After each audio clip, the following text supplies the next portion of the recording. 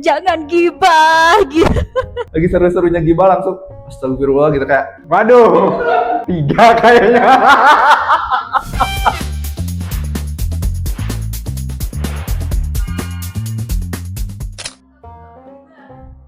Waduh, aku sebenarnya kadang suka kepo sama gibahan, tapi sedang menjaga juga jangan gibah gitu. Tapi kepo gimana dong gitu lah. Waduh 3 kayaknya. Waduh, berapa ya? 8 mungkinnya susah kayaknya. Ya kalau misalnya ada pancingan-pancingan dikit gampang gitu ke trigger ya. Kayak apalagi kalau misalnya hot news ya pasti kayak oh siapa yang nggak suka gitu ya. Mau cewek mau cowok sih pasti. Bergibah 5 kayaknya. 9. Kalau benar-benar situasi yang ini banget lah, itu udah beda banget, itu kayaknya ada deh. 3. Maaf ya Allah. Jujur susah ya ternyata. Sesimpel kayak tahu nggak, walaupun itu kenyataan ya. Apa ya? Kadang suatu info-info yang kayak oh ya dia tuh gitu sih. Kadang gitu kan sih. Itu mah rahasia dapur ya. Dibongkar. Apa ya? Ketidaksempurnaan orang lain. Ya tuh, kalau sempurna ngapain kita gibah? Ngomongin hal-hal yang lucu aja yang dilakukan oleh teman-teman gitu. Gibah-gibah perpolitikan atau per dunia sekarang gitu, bagaimana entertain kita dan lain-lain tuh kayaknya tuh yang paling susah.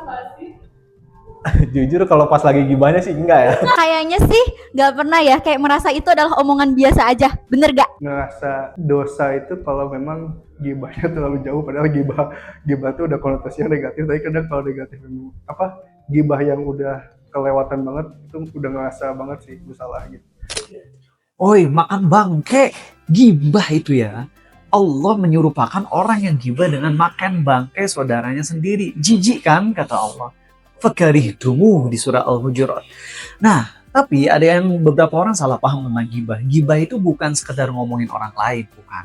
Jadi kalau ngomongin orang lain tentang perkara-perkara yang normal, yang halal, yang mubah, ini nggak apa-apa. Misalnya, dia baru punya mobil baru, dia baru punya pekerjaan baru. Ini bukan gibah. Ini ngomongin yang sifatnya netral. Gibah itu kata Nabi SAW menceritakan tentang saudaramu sesama mukmin hal yang dia nggak suka kalau dia ngedengernya. Berarti yang masuk ke dalam cakupan gibah adalah 1, kita ngomongin sesuatu yang sifatnya itu aib dia.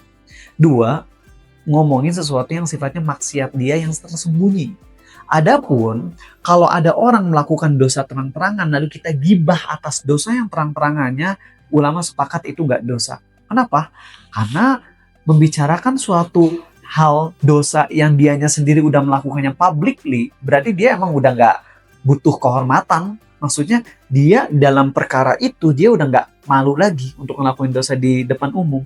Maka kalau kita membicarakan tentang maksiat orang yang melakukan maksiat terang-terangan itu tidak termasuk gibah yang diharamkan. Cuman kebanyakan kita ini ngebicarainnya untuk perkara maksiat yang sembunyi-sembunyi. Teman kita punya dosa sembunyi-sembunyi, kita kebetulan tahu, harusnya ditutupi, malah kita gibahin. Nah ini haram, ini dosanya besar banget. Salah satu dosa yang paling ekstrim ancamannya dalam hadis yang sahih dalam riwayat Abu Daud itu para gibahers nanti itu dicakar ya pipi dan dadanya oleh tangannya sendiri, di mana tangannya oleh Allah dirubah jadi tembaga, kemudian nyakar-nyakar dirinya sendiri. Itu serem teman-teman. Dan ingat, dosa gibah itu nggak cukup taubat ke Allah, tapi harus minta maaf ke orang yang digibahinya. Tapi gimana Ustadz kalau kita minta maaf malah jadi makin keruh nih? Nah, kalau emang kita bisa minta maaf tanpa menyebabkan mudarat, itulah yang terbaik. Tapi kalau misalnya minta maaf malah menyebabkan kita jadi clash, kemudian jadi runyam, masalah makin rumit, maka sebagai kafarat penghapus dosanya adalah kita doakan kebaikan untuk orang yang pernah kita gibahi, lalu kita di majelis yang sama kita ngegibahin dia, kita sekarang counter gibah. Misalnya dulu kita gibah sama sekelompok orang ya tentang fulan. Nah, sebagai kafaratnya adalah kita ngobrol lagi dengan sekelompok tersebut, tapi yang diobrolin kebaikan-kebaikannya. Itu sebagai penetralnya.